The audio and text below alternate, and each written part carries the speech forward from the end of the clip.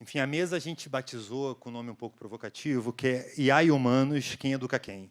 Então, eu queria convidar logo aqui para a gente começar o Renan Ferreirinha, que é secretário municipal de Educação, e o padre Anderson Antônio Pedroso, reitor da PUC-Rio.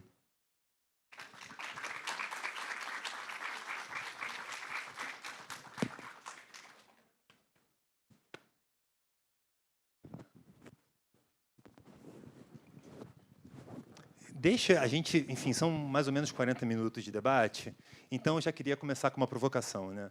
As pessoas que defendem muito o uso de IA em várias áreas aí na educação falam muito sobre como a IA pode ajudar a promover o acesso, como ela pode ajudar a democratizar o acesso à educação. Eu acho que isso é uma visão de copo meio cheio. E eu queria trazer aqui o copo meio vazio para a gente começar. O Brasil tem uma desigualdade gigante, não só na educação, mas em várias áreas, mas acho que na educação salta muito aos olhos. E considerando as dificuldades de um país tão grande quanto o nosso, considerando a falta de orçamento de muitas secretarias, de muitas escolas, universidades, esse copo também não pode ser um pouco meio vazio? A gente também não pode ter uma dificuldade de você imaginar centros mais de excelência, centros, lugares mais ricos, você ter capacidade de você poder promover capacitação de profissionais, você também poder comprar mais equipamentos, e lugares com menos orçamento ficarem para trás? E aí eu abro para vocês dois, enfim, para a gente começar a discussão.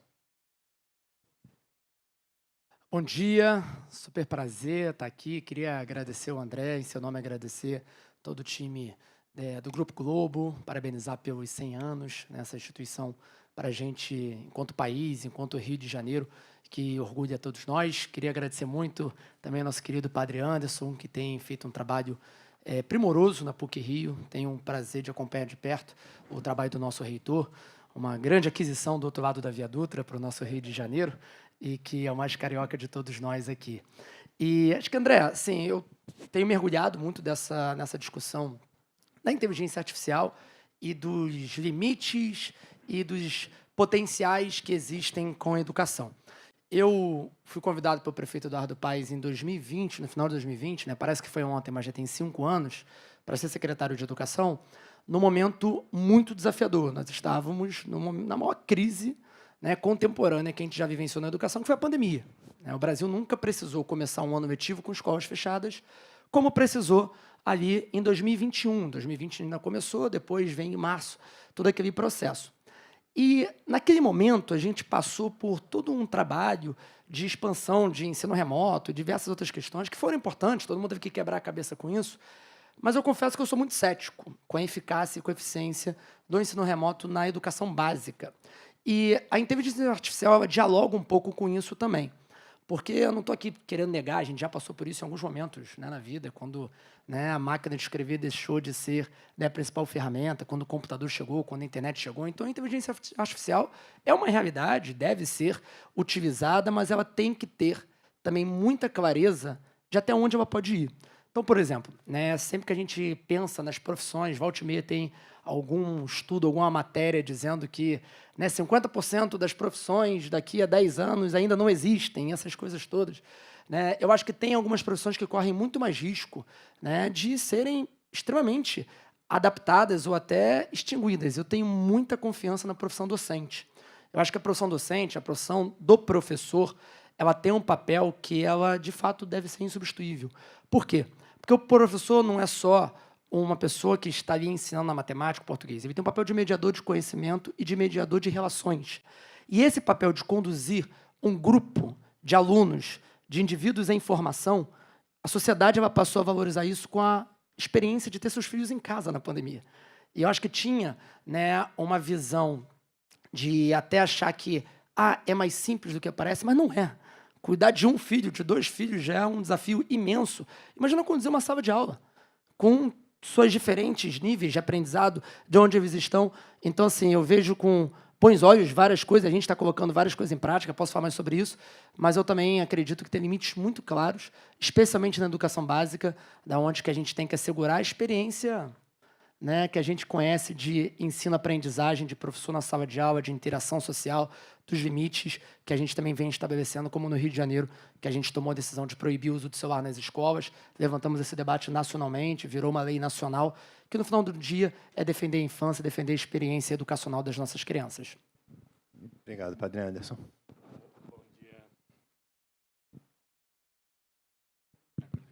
Bom dia a todos, é um prazer enorme estar aqui. Obrigado, André, pelo acolhimento e fazer parte um pouco desse projeto. Também queria cumprimentar aí o Globo 100 anos e tudo que gira em torno desse ecossistema de comunicação. É um prazer enorme estar do lado do Ferreirinha, que é um amigo que admiro tanto, e eu gosto de dizer que ele tem a pasta mais, a meu ver, mais cobiçada, que é essa da educação e de poder contribuir com a educação básica, né?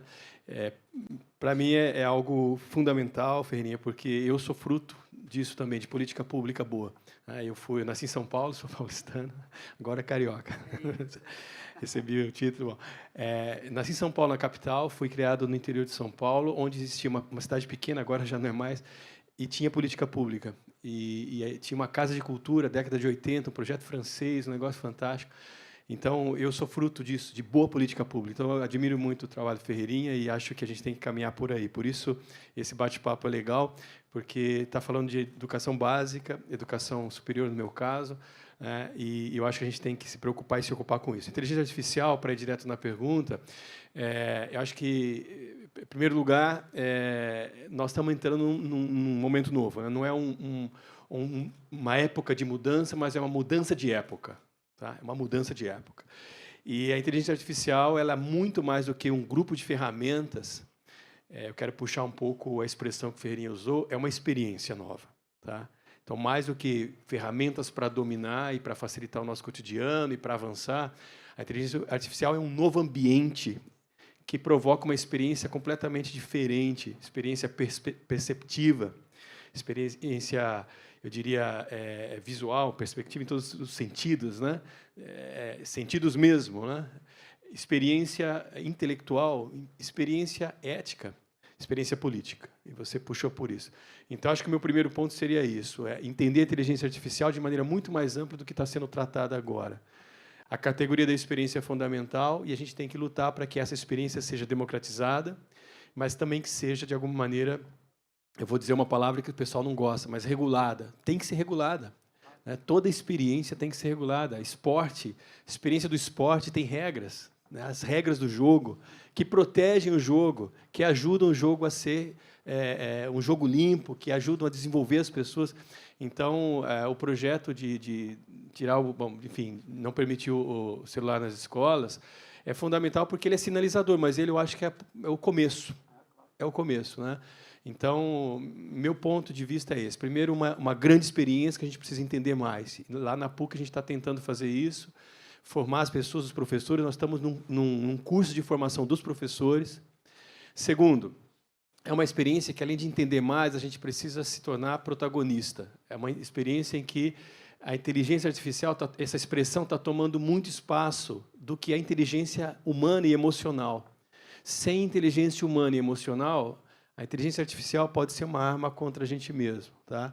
E não pode ser vista dessa maneira. Então, acho que uma experiência para ser conhecida, uma experiência para ser mais controlada, no melhor sentido da palavra, e uma experiência educativa. Tá? Toda experiência tem que nos educar. E educação vai junto com liberdade. Né? Então, sem a educação, não há um caminho de liberdade. Então, acho que ligar a inteligência artificial também com um sentimento de liberdade, com uma experiência de liberdade, liberdade para as pessoas se formarem melhor, liberdade para a sociedade conduzir melhor os seus processos. Então, eu estou dando assim, uma visão muito mais ampla, mas tem uma dimensão política, ética, que a gente precisa cuidar. E tudo isso está um pouco nas nossas mãos, né? Mas desvinculando um pouco esse mito que está se formando. Né? A inteligência artificial já começou na década de 60, até antes. Né? Eu estudei um pouco isso na base do meu doutorado. E hoje nós estamos numa experiência de inteligência artificial que é chamada generativa ou gerativa. Né? Em português mais correto seria gerativa. E aí a gente tem que entender melhor tudo isso, se aprofundar. E termino, não ter medo. Não ter medo, não ter medo. Acolher, não é? Mas acolher com uma certa autoestima de si mesmo, de inteligência natural, de inteligência emocional, que é o que está pegando, né? Vou deixar em aberto isso. Não, tem uma coisa que vocês dois falaram, o Ferreirinha falou sobre a importância do docente, o Padre Anderson falou um pouco dessa coisa da capacitação dos professores, né? Como é que vocês lidam essa capacitação? E aí eu pergunto, obviamente, na rede municipal e na PUC. E aí pensando também que hoje existe uma carga horária para os docentes que já é muito exagerada, que já existe, vocês sabem disso melhor do que eu, enfim, vocês lidam com professores na ponta, que eles já relatam dificuldades de você já exercer essa carga horária. Como é que você coloca mais essa capacitação na rotina deles, sem exigir demais de profissionais que já são já tem muita exigência? André, eu acho que tem assim, por exemplo, a gente tem uma clareza muito forte da nossa política pedagógica, que ela é ancorada em 4 pilares. Então, você tem, por exemplo, primeiro, um material nosso muito bem estruturado. O Brasil tem políticas, né, de material, mas que precisam ser atualizadas, a verdade é essa. Né? Teve até uma polêmica recente aí com, acho que uma má condução desse debate, que eu defendo muito o material físico, né? Eu acho que livro tem um papel disso. Acho que a experiência sueca, né, ficou famosa recentemente, que a Suécia passou tudo para o digital, gastou 10 anos fazendo isso e agora decidiu voltar para o impresso, né? Eu acho que teve alguns lugares aqui no Brasil que, né, não conduziram bem, né, esse processo. Eu acho que tem um ponto, de fato, ali da criança estar com o livro na mão, sabe? Está escrevendo. Você escrever, você, né, reforça o conhecimento muito mais do que você digitar, do que você só observar, né? Eu não abro mão do meu bloco, né, que eu estou ali escrevendo. E a gente tem um material estruturado próprio, que é o material Rio Educa, que comunica muito com os nossos territórios, com a nossa diversidade socioeconômica, étnico-racial e tudo isso. O segundo pilar, que ele é fundamental, é um pilar também de avaliação. E avaliação aqui com o intuito de identificar lacunas de aprendizagem, né? Você quer poder avaliar e para você entender se aquele aluno sabe ou não sabe perímetro, para você saber se aquele aluno sabe ou não sabe distinguir fato de opinião. Né? É para isso, não é necessariamente para você estar num processo de falar, olha, né, escola X, aqui Y, aí são consequências. Terceiro, você tem um acompanhamento e engajamento de que Secretaria de Educação, Coordenadoria Regional, que é uma instância nossa administrativa, e escola, é uma coisa só. Tudo tem que girar em torno de que a escola possa ter o melhor processo de aprendizagem, de experiência educacional possível para o aluno, para o professor, para o educador, para a família que tem uma expectativa daquele serviço sendo bem prestado. E o quarto pilar, que, né, amarra muito bem isso, tem que ser a formação continuada. E a formação continuada, eu acho que é um processo nosso aqui, que ele tem crescido esse debate no Brasil, né? Ele passa também, primeiro, por uma necessidade de que a gente precisa falar mais sobre formação inicial de professores do nosso país, né? A formação inicial, quem forma professor hoje no país? Né? De onde que vem? Às vezes a gente tem uma leitura de que ela não procede mais com a realidade de fato. Até pouco tempo, a gente tinha maior parte de formação de professores já acontecendo EAD para instituições que deixavam a desejar no seu nível de qualidade. A verdade é essa. Né? E teve uma grande articulação também para isso. Eu me divido enquanto parlamentar e secretário para a gente limitar a formação EAD de docentes. E aqui eu falo isso com, né, toda a tranquilidade. Né? Você teria uma confiança plena em ir para uma cirurgia com o médico formado 80% EAD? Por que você, né, com o aluno, tem essa maior flexibilidade? Né? Eu não estou querendo aqui, né, demonizar o ensino à distância no superior, porque ele tem o seu papel, mas ele tem uma formação prática que não pode ser aniquilada da formação docente. E a formação continuada, que é muito do que a gente vem buscando realizar, ela tem que ser muito ancorada em casos práticos. Né? E aí todas as suas redes têm as suas dificuldades, a gente tem as nossas dificuldades, né? Tem outras que também vão ter, mas dentro da parte do professor, você já tem, né, um espaço voltado para essa formação. O que a gente precisa, né, conseguir é que isso seja, primeiro, útil, que tenha uma utilidade de fato, né? Segundo, que você possa ter as boas trocas. Então, eu me pergunto sempre, o que é uma boa aula de matemática? Sabe? O que é uma boa aula de artes? Como que a gente consegue identificar, numa rede como a nossa, que às vezes as pessoas não têm noção do que é, a rede municipal do Rio de Janeiro é simplesmente a maior rede municipal de ensino da América Latina, em número de escolas próprias. Nós temos 1.557 escolas. Nós temos mais escolas que a rede estadual do Rio de Janeiro. Nós temos 650 mil alunos, 55 mil profissionais de educação.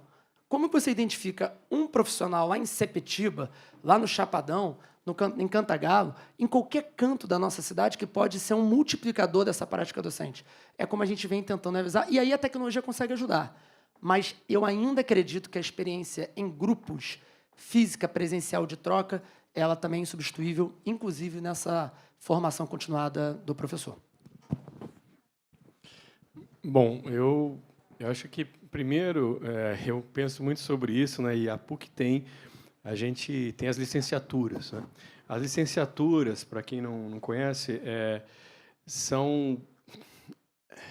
Eu acho que é o gesto mais corajoso que a universidade tem, que a PUC tem, porque manter a licenciatura é uma briga diária para a gente conseguir manter o que nós acreditamos, formar professores, né? Então, não há nenhum tipo há muitas dificuldades a gente tem, né? Políticas públicas, inclusive, e, ultimamente, a profissão, né, do professor muito desvalorizada, e pouca gente diz, né, quero ser professor, né? Eu desde cedo quis ser professor, né? Sempre foi claro para mim, né? Então, assim, é algo que me choca, de um lado, né? Então, a gente está lutando muito. Eu tive agora, essa semana, no começo da semana, em Brasília, no MEC, falei com a secretária, olhei bem nos olhos, falei assim, olha, temos que fazer mais pela licenciatura, formar bem os professores. E não só isso, e valorizar também financeiramente. Daqui tem que ficar claro isso, né? Não dá para não falar sobre isso. Tá? Então, essa é a premissa um pouco, né? A gente tem que valorizar de fato, né? Formar bem, incentivar, valorizar financeiramente, ter um salário digno, etc. Bom, não vou aprofundar nisso, está claro. Agora, eu acho também que, no tema da inteligência artificial, a gente tem que, primeiro, formar o professor, ou então ajudar na atualização, eu chamaria dele, não considerando que o professor seja uma tábua rasa, que não, considerando o que ele já sabe. Porque eu acho que é a partir do que o professor já sabe, da experiência que ele tem, da luta cotidiana que ele tem, de buscar transmitir o ensinamento, na verdade, ensino-aprendizagem, né? Porque ele aprende também com os alunos, a partir dessa experiência, a partir desse saber, né? Então, eu acho que quando a gente começa por aí a formar, o como se forma, eu quero falar, não só o que, mas o como se forma, as coisas mudam. A gente começou a experiência agora na PUC, e o pessoal chegou meio assim, o que a gente vai aprender? A gente fez o contrário, o que você já sabe? E aí foi incrível, porque alguns professores já sabiam algumas coisas e começou a compartilhar o saber. Então, eu acho que esse é um ponto fundamental. Além de valorizar a figura do professor, a gente entender que o professor ele já tem muito conhecimento e que precisa compartilhar. Então, eu também estou de acordo com isso, em formação coletiva, junto, porque muita gente já sabe. A gente não pode até desprezar como se os professores fossem nulos. E, muitas vezes, até teve uma das frases que, nesse primeiro encontro lá com a PUC, que falou, olha, eu sou ignorante, eu sou... Ele falou, não, você sabe, é que... Vamos ver o que você sabe. E sabia muito. Então, eu acho que, primeiro, é importante partir disso, né? Que as pessoas já têm algum conhecimento. Os estudantes já têm mais conhecimento do que nós, né? Muitas vezes. Mas valorizar o que eu já conheço. Eu não sei mexer nisso aqui, mas você tem uma prática de sala de aula extraordinária. Você tem um olhar afetivo, você sabe resgatar o aluno, você entende que o aluno está dizendo que entendeu e não entendeu. Então, esse saber é importante. E aí a inteligência artificial vai decolar, mas sem esse saber, sem inteligência emocional, sem inteligência humana, sem experiência de vida, sem experiência de sala de aula, não dá. Nós temos extraordinários professores, e a gente não pode olhar para esses professores porque eles não dominam algumas ferramentas como se eles fossem já, vou voltar à questão do mercado, fora do mercado de trabalho. Tá? Então, tomar muito cuidado com esse preconceito que pode nascer, partir do que já se sabe. E uma segunda coisa que eu acho também muito importante, em relação com todo o que diz respeito aos professores e a formação dos professores, a gente estar muito consciente que nós estamos em processo, estamos aprendendo, vamos dar alguns passos, não vamos acertar tudo, tá? Então, também ter essa visão de processo, até onde nós podemos ir, o que nós podemos até voltar atrás, né? Com essa experiência que foi colocada aqui, de voltar atrás ao manual, tudo isso é importante, ter essa humildade também em relação à inteligência artificial, né? Porque tem muita coisa que estão sendo testadas, né? E formar, terceiro e último ponto, formar a consciência crítica, porque isso é fundamental, né? A inteligência artificial, no início do século passado, se falava da fotografia. A fotografia, estou olhando aqui o fotógrafo, fotografia é a caixa preta, né? Então, não se entendia como é que se produzia a imagem, né? Se aperta o botão, produz uma imagem, mas tem uma caixa preta. A inteligência artificial é uma caixa preta. A gente não sabe o que está passando por dentro. Existem lógicas políticas, lógicas econômicas, lógicas financeiras, lógicas ideológicas que estão passando. Então, a gente também não pode formar o professor, colocá-lo também ele dentro do input, né? Colocar para produzir um professor. Esse meio tem que ser crítico, tem que ser pensado, né? Tem que permitir que os professores eles tenham uma visão crítica e uma formação crítica sobre a IA. Então, acho que isso é a função muito da formação também dos professores. Uma formação que resumindo, uma formação que valoriza o que eles já sabem, uma formação baseada numa perspectiva de empregabilidade, tá? Valorização, e uma formação crítica fundamental. Acho que sem isso a gente pode errar feio, e nós não podemos errar nisso, porque o resultado disso são as crianças, são os jovens, são os adultos, é a sociedade que está sendo formada. Então, eu estou assim, muito voltado para pensar isso e pensar junto. A universidade, eu falo pela PUC, mas falo pelas outras, eu tenho muita estima pelas federais. A luta das federais é muito difícil também, embora eles tenham financiamento do governo, mas tem outros problemas, né? Nós somos privadas sem fins lucrativos, lutando para manter bolsa, para manter hoje 40% das bolsas. A PUC tem 40% de bolsistas. A gente tem um programa FESP, que é um programa para manter os alunos lá. A gente está colhendo essa dificuldade. Por isso que eu me uno sempre a toda iniciativa que fala do Rio, toda iniciativa que quer valorizar o Rio de Janeiro, toda iniciativa da prefeitura, do prefeito, do Ferreirinha, porque a gente tem que estar junto e criar um ecossistema que proteja a educação, que ajude a encontrar caminhos, né, para a educação. Então, acho que juntos é que a gente pode criar um sistema melhor, eu diria até mais que um sistema, um ecossistema, né? E depois eu posso falar sobre isso, que eu vim mais para falar sobre isso, sobre como a gente também pensar o futuro do Rio, né, o presente e futuro do Rio de Janeiro. Então, aqui não é um lugar de implantar 1 milhão de indústrias, mas aqui já tem uma inteligência, aqui já tem tecnologia, é um lugar vocacionado à tecnologia, acolhimento, qualidade de vida. Isso muda muito, é uma coisa que o Rio tem de sobra, que pode ter, né, como vocação. Então, eu acho que a gente tem que pensar junto também a educação, olhando para o futuro da nossa querida cidade, do Rio e do Estado também. Bacana, obrigado, Padre Anderson. Secretário, um dos projetos mais elogiados da Secretaria são os ginásios educacionais tecnológicos, os JETs, né?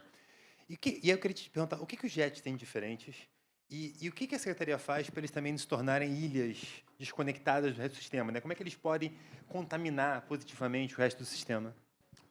André, primeiro, contar uma breve história. Quando a gente chegou, né, quando eu cheguei na secretaria, a gente novamente estava enfrentando a pandemia, tinha todo um processo de reabertura gradual, em segurança, né, uma dificuldade com isso. Então, o primeiro ano de gestão 2021 foi muito marcado por isso, por reabrir escola, por conseguir realizar que a gente retomasse a um patamar, né, no qual, né, no caso, o prefeito Eduardo Paes tinha entregue a cidade em 2016. E aí, no final de 2021, o prefeito me provoca, né, dizendo, Ferreirinha, qual que vai ser a marca de inovação desse terceiro mandato, né? Lá atrás eu criei um modelo de educação infantil que se chama EDI, criei uma escola mais olímpica que se chama GEL, fiz outras situações, e eles literalmente falou, né, que queria uma coisa mais moderna, né, mais estilo Jetsons, né, e conta dos Jetsons, né, para quem assistiu os Jetsons aí. Eu literalmente pensei, alô, você tem os Jetsons, a gente tinha um GEL, que era o Ginásio Educacional Olímpico, eu fiz Jetson com GEL, JET. Então, a gente primeiro pensou no JET, né, GET, e depois a gente criou o Ginásio Experimental Tecnológico como uma forma de ter, né, uma escola que fosse mais interessante para os alunos, que fosse ancorada no ensino de habilidades, que siga essa abordagem STEAM, né, que integra diferentes áreas, que é ciência, tecnologia, engenharia, artes e matemática, E tem um maior diferencial dos JETs, que é a escala. O JET tem escala. Uma coisa que me incomodava muito, e incomoda quando eu vejo escolas vocacionadas pelo mundo, né? Então, para quem gosta de inovação educacional, volta e meia se fala da famosa Escola da Ponte, em Portugal. Eu acho fantástica, adoro a Escola da Ponte, mas eu tenho uma crítica, né? Que quantas escolas da Ponte existem? Uma. Né? Você vai no Vale do Silício, aí tem a escola, não sei o quê, que o Samuel Kahn, lá, do Khan Academy, criou. Quantas escolas tem naquela? Uma. Né? O que a gente buscou fazer com o JET era um modelo que pudesse ser escalável, que não gerasse esse sentimento de que, assim, isso aqui é uma secretaria à parte, que não é. E você só consegue criar isso quando você tem muita escala. Então, a gente conseguiu, hoje, já criar 275 unidades escolares que têm essa metodologia do JET. Né? Até 2028, nós teremos 500 escolas. Isso corresponde a metade da nossa rede de ensino fundamental. Nós temos 1.557 unidades, das quais 500 e poucos são de educação infantil. 1.000 são de ensino fundamental. Então, metade vai ser JET. E a gente tem esse intuito de conseguir fazer com que, né, pelo menos uma outra escola se inspire também e consiga caminhar ali junto com essa metodologia. E eu acho que tem um papel nosso de que, no final do dia, você tem que virar para esse aluno, virar para esse jovem e fazer com que ele se interesse em estar na escola. Eu também estudei em escola pública, assim como o padre Anderson, e eu lembro muito bem do que me animava em querer ir. Tem gente que se anima por causa da aula de educação física, tem gente que se anima por causa da aula de história, que tem um professor incrível, tem gente que se anima porque, né, vai ter tais amigos que vão ver. Então, a gente cria no JET uma metodologia que você tem uma sala central, que é chamada de colaboratório, que é uma sala maker, né? Só que a gente é brasileira no termo de colaboratório, que é muito ancorado na colaboração, e a gente ensina a vida do alfinete ao foguete, literalmente, porque você aprende a costurar. Né? Por que a escola não pode ensinar a costurar? É uma habilidade importante, você saber costurar, até você saber a conduzir uma máquina impressora 3D. E é muito ancorada, né? Eu gosto muito de matemática, eu sou fruto das Olimpíadas de Matemática, né? Como o padre Anderson falou de política pública aqui, sou fruto da OBMEP, e tem uma pergunta na matemática muito comum que é acha o X, né? Todo mundo deve lembrar aqui, né? Eu te dou algumas variáveis e peço para você achar o X. Pode ser numa equação, pode ser ao lado de um polígono que eu estou tentando esconder, ou o que for. E acha o X é muito importante para você reforçar conceitos, aprender, né, diferentes questões, mas a vida real é tudo menos acha o X. Porque na vida real, eu não viro para você e falo o seguinte, André, eu quero que você pinte essa parede. Né? Eu vou te dar o rolo, vou te dar a escada, mas eu vou esconder a tinta. Você vai ter que achar a tinta. Não, não é assim. A vida real é o seguinte, aqui está tudo na sua frente, o que você faz com isso?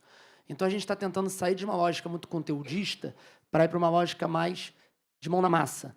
Então, você tem robótica, tem elétrica, tem pensamento crítico, tem leitura crítica, acho que tem todo esse trabalho, tem a parte artística muito manifestada nisso também, e é muito do que a gente quer fazer com os JETs, né, no Rio de Janeiro, e que, acho que para finalizar, a gente passou a ser demandado, que eu acho que é o sonho de qualquer política pública, virar política pública de Estado. Né? Então, assim, hoje a gente circula na cidade e as pessoas cobram, falando, eu quero um JET lá nos Jesuítas, em Santa Cruz, eu quero um JET em Nova Sepetiba, eu quero um JET, né, em Tubiacanga, na Ilha do Governador. Então, acho que isso que é o mais importante da gente poder realizar em políticas públicas educacionais. Bacana. Padre Anderson, da mesma forma, a PUC criou esse ano o Instituto PUC Bering de Inteligência Artificial, que também é pioneiro, inovador, tem curso de graduação, pós. Eu queria entender qual o propósito do Instituto e também como é que foi a procura, né? Como é que está sendo esse primeiro ano do Instituto? Bom, o Instituto é uma história bonita porque a gente fez uma aproximação com um grande doador, né? Que é antigo aluno da PUC, o Bering, Alexandre, e que tinha vontade de investir, né? Tinha vontade de tornar, vamos dizer assim, efetivo um sistema filantrópico, enfim, ele tinha um desejo de construir algo que permanecesse com o nome da família e tal.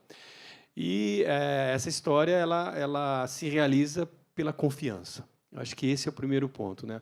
Por que o Instituto Bering, agora PUC Bering de Inteligência Artificial, né, ligando o nome da PUC com o nome de um instituto, né, que vem de uma família, porque a confiança se estabeleceu. Quando você faz uma gestão que busca estabelecer com transparência, dá condições de possibilidade para que as coisas aconteçam e permaneçam, né? Porque aqui no Brasil, não só no Brasil, mas eu estou andando na América Latina, a gente é muito de iniciativa, mas não de terminativa, né? Começa um monte de coisa e não termina muito.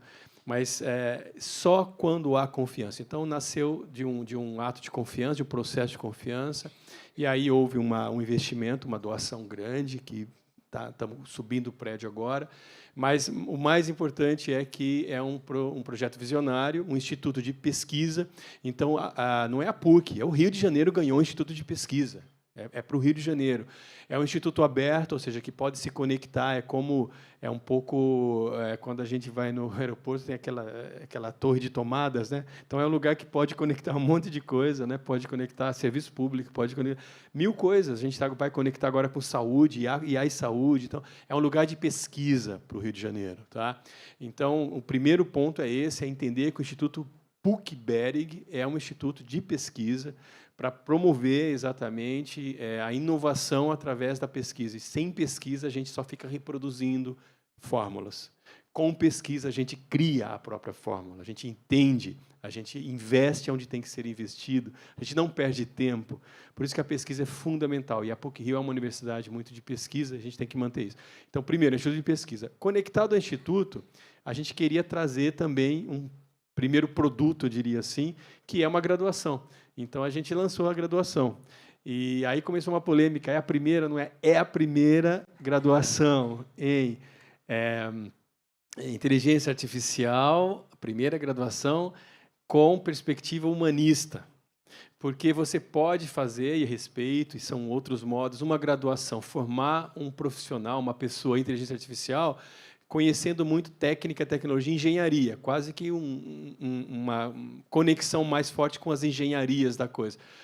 Nós escolhemos outra coisa, uma graduação em inteligência artificial que tenha uma base forte, tecnológica, técnica, conhecimento, matemática, física, tudo. Né? Todas as engenharias, muitas engenharias estão mais à frente, mas todas estão envolvidas. Então, nós temos esse dado junto com o currículo humanista. Então, vai perpassar, ou de maneira transversal, a gente tem uma formação humanista desse novo profissional. Tá? Então, é uma graduação diferente, por isso que é a primeira que realmente reflete o que é uma universidade. A universidade é um lugar onde você não aprende só a ser engenheiro, administrador, mas hoje a universidade vai quebrando os muros. A pessoa que faz psicologia, ela tem que ter noção, não noção, ela tem que entender de administração, porque amanhã ela está com uma clínica. O jornalista tem que saber de filosofia, nem se diga. O filósofo tem que saber de engenharia. O engenheiro, e é interessante que agora na PUC tem lá um pessoal que está fazendo filosofia e ligado às engenharias, e está sendo fantástico, porque a IA precisa muito disso. Aliás, um profissional que está sendo muito procurado para trabalhar em IA é o filósofo. É o filósofo e outro, é o teólogo. Né? Como que teólogo? Eu fiquei surpreso que eu fiz teologia, porque o teólogo estuda sobre Deus, né? O que não se vê. Então, a gente tem que ter gente que seja treinado para pensar processos que não se veem. Né? Então, o teólogo ele tem essa habilidade de pensar, o pensamento teológico, né? Pensamento filosófico, crítico. Né? Então, assim, o curso está montado dessa maneira, um curso bem legal, a procura foi imediata, né? Já temos a primeira turma, e já começa a segunda. Né? Então, nós estamos assim, avançando bastante, super felizes. E eu achei legal, e queria terminar com isso, com os pais, né, a família, porque a família fica assim, nossa, mas meu filho vai fazer, isso daí é novo, por que ele não faz uma coisa? E quando os pais se aproximam e começam a perceber a família, o que significa, e a perspectiva de empregabilidade, e não só isso, a perspectiva de formação, eles ficam encantados e são os primeiros a incentivar os filhos. Então, a gente está tendo uma procura legal, e são 2 torres aí, vai. Instituto Berig, PUC-Berig de Inteligência Artificial, pesquisa, e nós temos o ensino, que é a graduação. Junto com isso, o terceiro pilar de toda a universidade é ensino, pesquisa e extensão. Extensão é o extramuros. O que a gente faz fora? A universidade que não tem impacto, ela está já fora do que deveria ser, está fora de órbita. Tá? Tem que ter impacto social, tem que ter impacto na vida das pessoas. Então, a gente vai linkar essa terceira torre, inteligência artificial, com impacto na cidade. E aí, a gente vai buscar fazer essas pontes, né? Com a Secretaria Municipal de Educação e com todos os outros parceiros, outras universidades, a gente tem que ter impacto na cidade.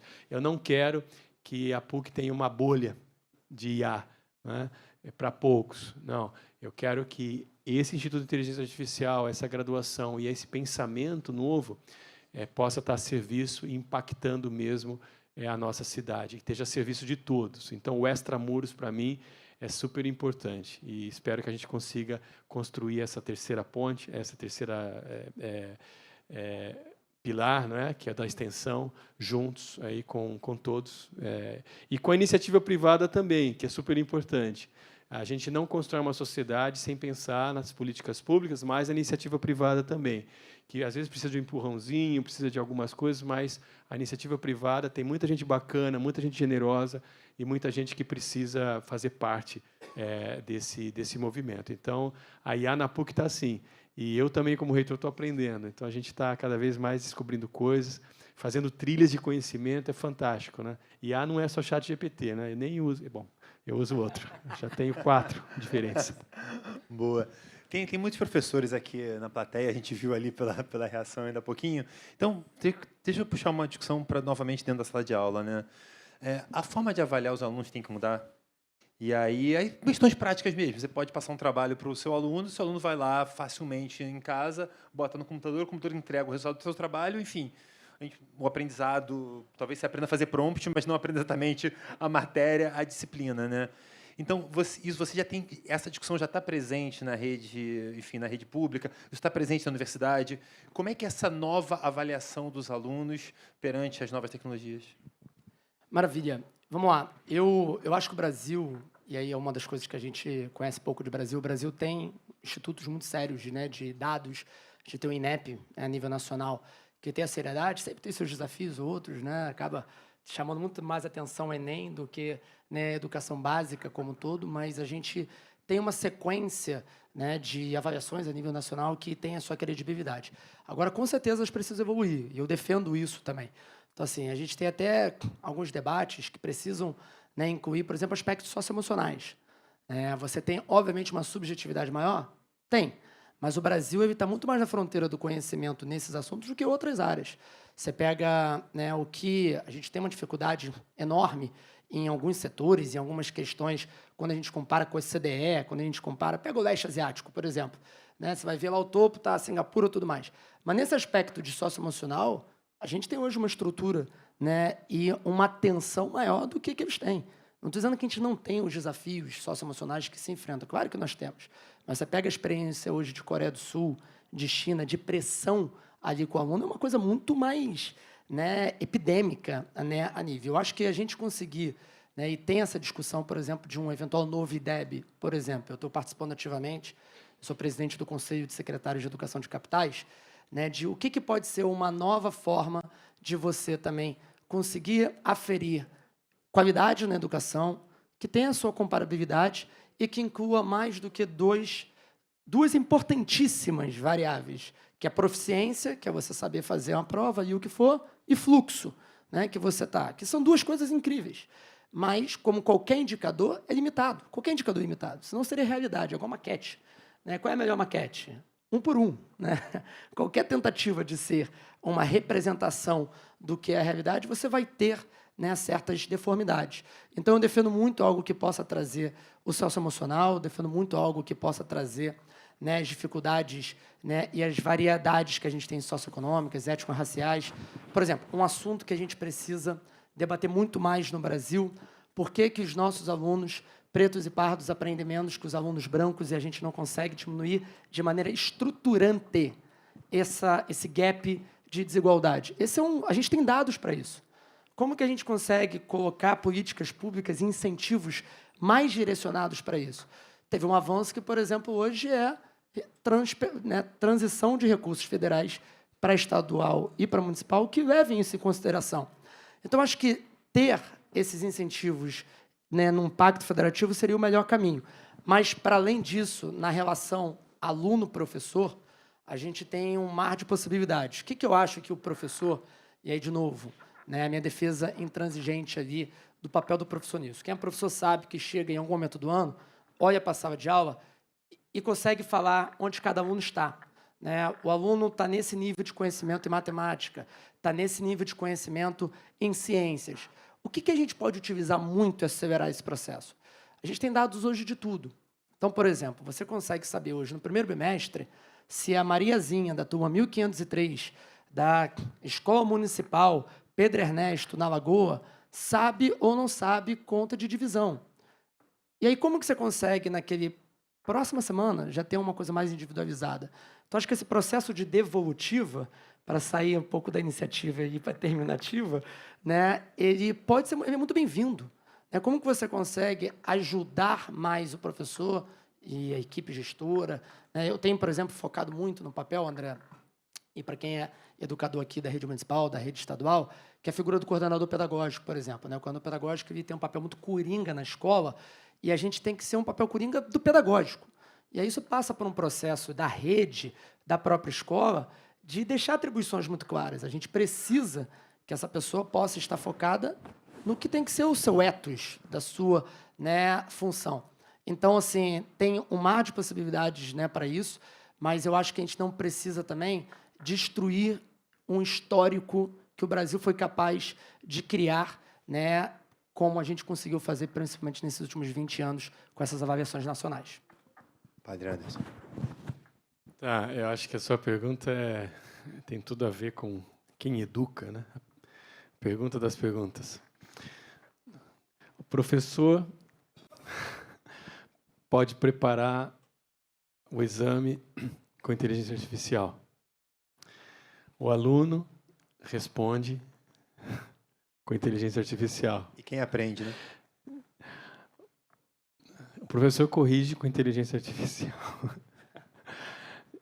É a inteligência artificial que está ganhando.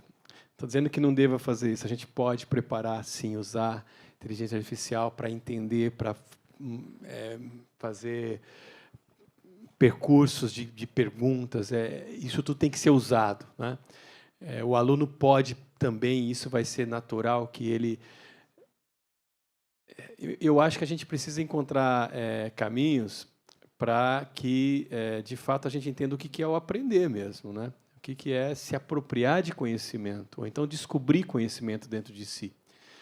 Então, para isso, eu acredito que vai ser necessário assim, uma força-tarefa de todo mundo. Primeiro, para a gente ser muito sincero e muito aberto, muito transparente, né? A respeito do uso da inteligência artificial. Segundo, a gente regular um pouco, né? Fazer a regulação disso tudo.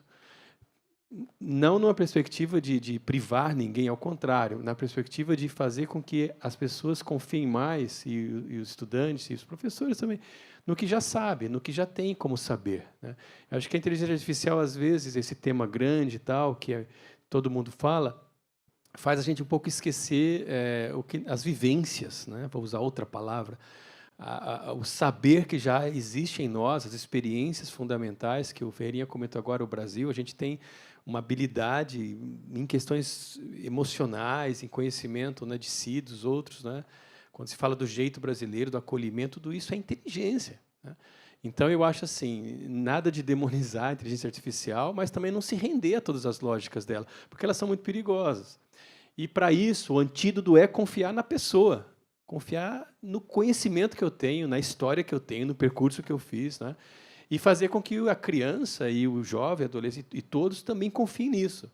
A inteligência artificial não está aí para tirar de nós a confiança fundamental que nós temos em nós mesmos, né? E nos processos, eu diria até ancestrais de ensino-aprendizagem, né? Acho que isso é muito importante. E, segundo, a inteligência artificial não pode ser tratada mais sem estar em conexão com a justiça social, né?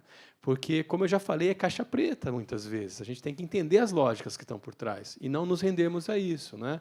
Então, quando eu comentei agora que quem aprende no final é a inteligência artificial, no fundo, nós estamos investindo em algo que não somos nós que estamos tendo o real benefício. Então, tem que ter uma ponte forte, inteligência artificial, na perspectiva, no horizonte da justiça. Justiça social, justiça com as pessoas, né? E eu acho que isso ajuda muito a consciência crítica e que é uma consciência crítica que não se isola, não se fecha, não tem medo, né? Ter medo é a pior coisa que tem. Não podemos ter medo porque o medo bloqueia. Mas a gente também precisa ter prudência, né? A prudência é uma forma de avançar com cuidado. A gente vai pisando assim mais devagar, tá? Então, acho que essa imagem talvez possa ajudar bastante. A inteligência artificial e todo esse tema tem que estar muito vinculado com a questão da justiça. Relações justas entre as pessoas, possibilidades também, justiça nas oportunidades, justiça social. Tudo isso não pode a gente estar a serviço de, mas tem que estar a serviço da nossa comunidade humana, social, cidadã. Então, isso é muito importante. E aí eu vou jogar a bola agora no seu colo aí, que a comunicação tem uma função extraordinária. Sem a comunicação, a gente pode perecer. Então, uma boa comunicação que ajude a entender as coisas, a divulgar bons projetos, a colocar luz, não é? Eu acho que a comunicação é fundamental entre nós e a comunicação social, a comunicação das grandes mídias, que possam ajudar a gente a construir um discurso bom, uma narrativa boa e a fazer desenvolver o nosso país e, sobretudo, a nossa amada cidade do Rio. Eu acho que o Voices tem um pouco esse objetivo, né? Reunir todos nós para a gente poder discutir e pensar, enfim, o que vai ser do futuro. Você falou de regulação, vai ter uma mesa hoje sobre regulação, onde vai estar a ministra de Ciência, mais os relatores, o senador e o deputado, que são relatores do projeto de IA no Brasil. Está aqui uma coisa de tempo esgotado aqui, então nosso tempo. Mas eu queria encerrar mesmo e pedir para vocês serem breves. Só um exercício de futurologia para os dois, pensando o que vai ser a rede de ensino municipal daqui a 10 anos, o que vai ser a PUC daqui a 10 anos, o que vocês imaginam que vai ser diferente, o que vocês esperariam, que se esperam que será diferente daqui a 10 anos? André, primeiro, como o Padre Anderson falou aqui algumas vezes, a gente tem uma visão muito clara para a cidade do Rio de Janeiro como capital da inovação, como um centro de grandes instituições de pesquisa educacional, né? E isso passa pela PUC, isso passa pela criação do curso de matemática do IMPA, aqui na região central da cidade, isso passa pelo nosso conjunto de universidades federais, e isso passa pela a nossa educação básica. A cidade do Rio de Janeiro, hoje, tem uma clareza do que quer realizar com a construção dos JETs, com a proibição do uso de celulares de forma pioneira no Brasil, que levanta uma discussão de proteção de infância, né? Eu sou bastante radical com esse tema. Eu acho que a gente tem que fazer exatamente o que a Austrália está fazendo, a gente tem que fazer exatamente o que a Dinamarca está fazendo, porque é sobre criação de maturidade num processo que todo mundo está aprendendo, mas que tem momento para tudo. Não dá para você estar numa sala de aula tentando dar uma aula e estar a criança hoje numa rede social. Não dá para você estar na hora do recreio enquanto tem amigos brincando, correndo, e tem outros que estão isolados na própria tela. E não dá para a gente perder as nossas crianças e jovens, falando de aspectos socioemocionais, para os perigos de redes que têm aspectos tóxicos, que têm aspectos comparativos, que ainda não existe uma maturidade individual para isso, e que a gente tem que, pelo menos, privar as nossas crianças dessa comparação absurda.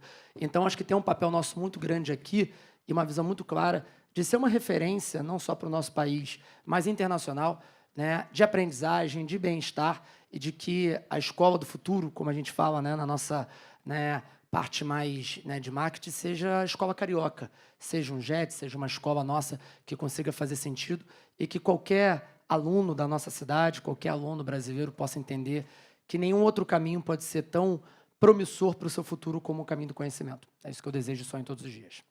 Olha, daqui a 10 anos, eu espero, meu sonho, eu diria, é uma universidade ainda mais integrada com a sociedade. Mais projetos em comum, que daqui a 10 anos a gente olhe para trás e fala, olha como nós crescemos em projetos comuns, em parceria com a prefeitura, em parceria com o governo do estado, em parceria com a iniciativa privada. Eu acho que acabou, não dá mais para ficar pensando de uma maneira heróica, solitária, que uma instituição vai fazer uma coisa genial, nós só podemos fazer juntos, né? O Papa Francisco falava muito isso, todos, todos e todos, né? Todos, todos e todos. Eu espero que daqui a 10 anos isso se torne mais realidade. A gente olha para ela e fala, olha quanta coisa a gente fez junto a partir daquele momento que a gente percebeu, e aí ajuda também nisso, né, de que os muros não têm mais sentido. É hora de fazer ponte. E ponte com todos. Então, daqui a 10 anos, eu espero uma PUC mais integrada nesse sentido, mais com todos, projetos comuns e projetos que a gente possa celebrar. Espero daqui 10 anos celebrar medicina, tanta coisa, e a rede municipal, as crianças que estão sendo formadas agora em IA vão chegar na PUC e falar assim, eu fiz lá o projeto e tal. É isso que eu espero. E o futuro está aberto. Padre Anderson Pedroso, Renan Ferreirinha, obrigado. Daqui a pouco, 5 minutinhos de intervalo, a gente vai ter a próxima mesa desse painel, que é o futuro da TV. Obrigado, gente.